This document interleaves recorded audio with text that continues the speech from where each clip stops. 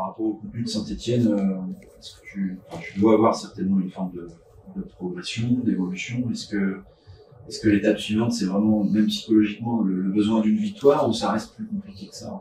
Bah oui, je pense que c'est une première étape déjà de mieux jouer. Il y a eu des choses qui étaient contre Angers qui avaient été positives, mais il y avait quand même le négatif l'avait emporté. Et comme c'était dans la continuité de ce qu'on avait fait les semaines précédentes, voilà, il fallait impérativement déjà stopper cela, c'est-à-dire repartir avec un peu plus de choses consistantes au niveau défensif, au niveau offensif aussi, et puis du jeu en général. C'est ce qui s'est passé sans le résultat à Saint-Étienne. C'était impératif, je pense, de basculer là-dessus. Maintenant, en effet, ça suffira pas, forcément. Il faut aller chercher des matchs, des victoires, et je pense qu'évidemment ça passe par du contenu. Maintenant,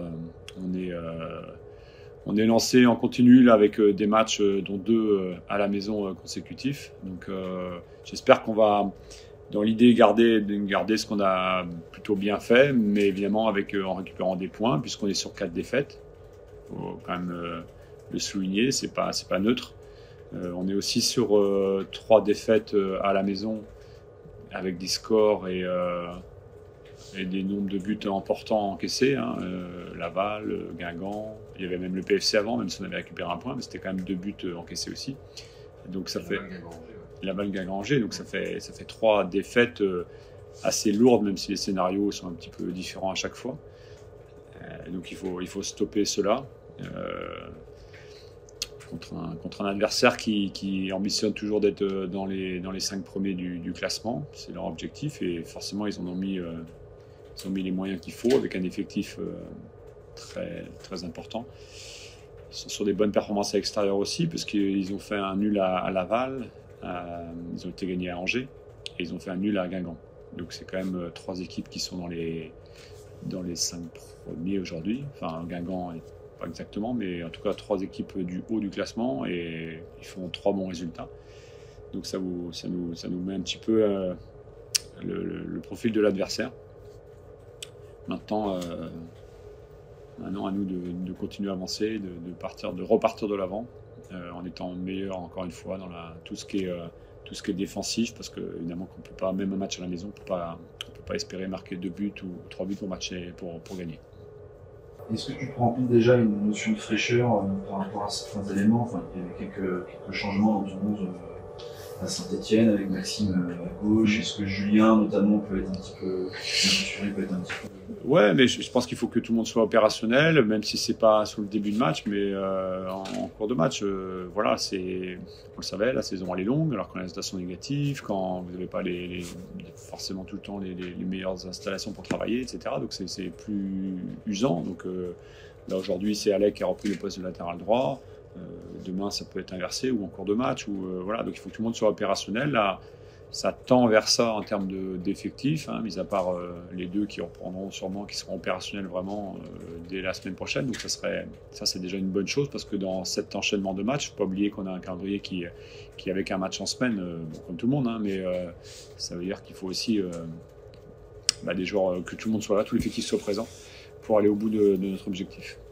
Et à chaud, après le match à Saint-Étienne, tu avais dit que tu avais été satisfait de ton système défensif, on va dire. Oui, l'ensemble n'est pas trop mal défendu. Et après analyse ou après relecture du match. Ouais, il y a évidemment toujours pareil, des situations que l'adversaire a eues et qu'on aurait dû mieux faire, donc on essaie de les corriger. Et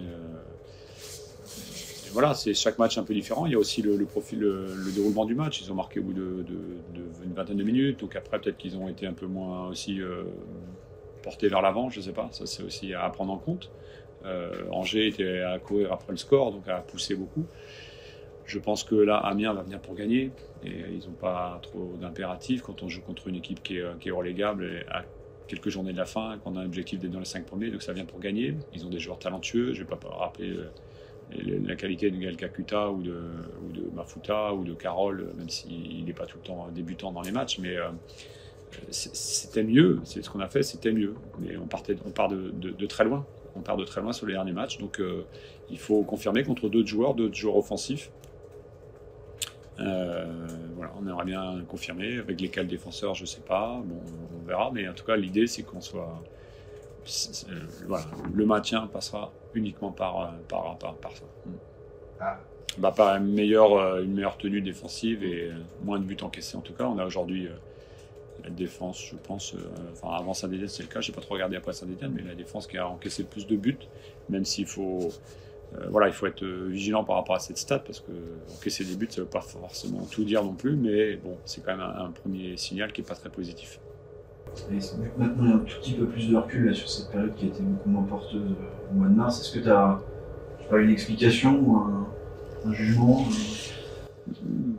Le niveau, notre niveau a baissé, le niveau peut-être des adversaires a augmenté aussi. On a joué contre des adversaires qui sont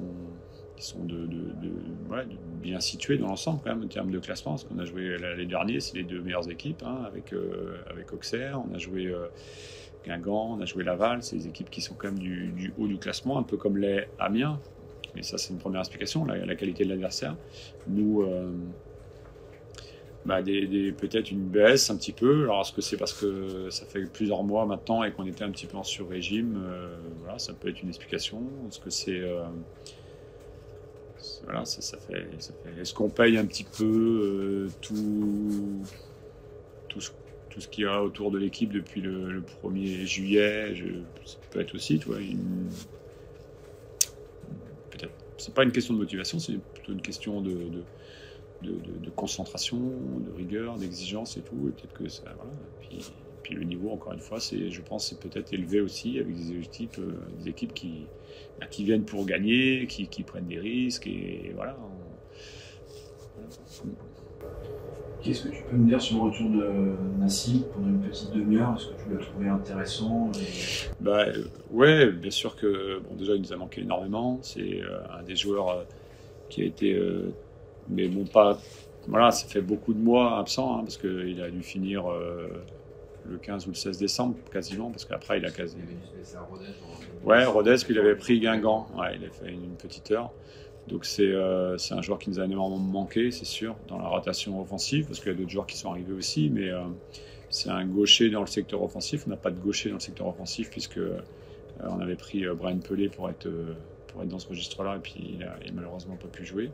Voilà, c'est un joueur qui est sur la demi-heure qu'il a joué à Saint-Étienne, il aurait pu égaliser dans les arrêts de jeu. Donc c'est un joueur qui crée quelque chose. Maintenant, on sait qu'en condition physique, il faut y aller progressivement. C'est pas un joueur non plus qui est prêt. Il vient de reprendre juste les entraînements, donc il faut être très très vigilant, sachant qu'il a fait quelques rechutes. Mais il a confirmé ce qu'on avait vu en lui avant qu'il signe chez nous. Jusqu'au mois de décembre. Après, il y avait l'interrogation physique, puisque l'année dernière, il n'avait pas joué. C'est un joueur qui a assez peu joué depuis 2-3 ans. Et on ne peut pas omettre ça dans l'analyse de sa blessure et de ses absences pendant 3 mois. Mais c'est aussi le risque que l'on doit prendre des fois avec des joueurs qu'on peut jouer. Mais évidemment, comme Brian Pelé, comme Moussiti Oko, comme beaucoup de joueurs, comme Abdelwahib, si on veut aller par là, c'est des joueurs qui n'ont pas joué l'année dernière, et de remettre un peu le corps dans une exigence physique, on se retrouve avec de la casse. Et malheureusement, Nassim n'a pas échappé à ça.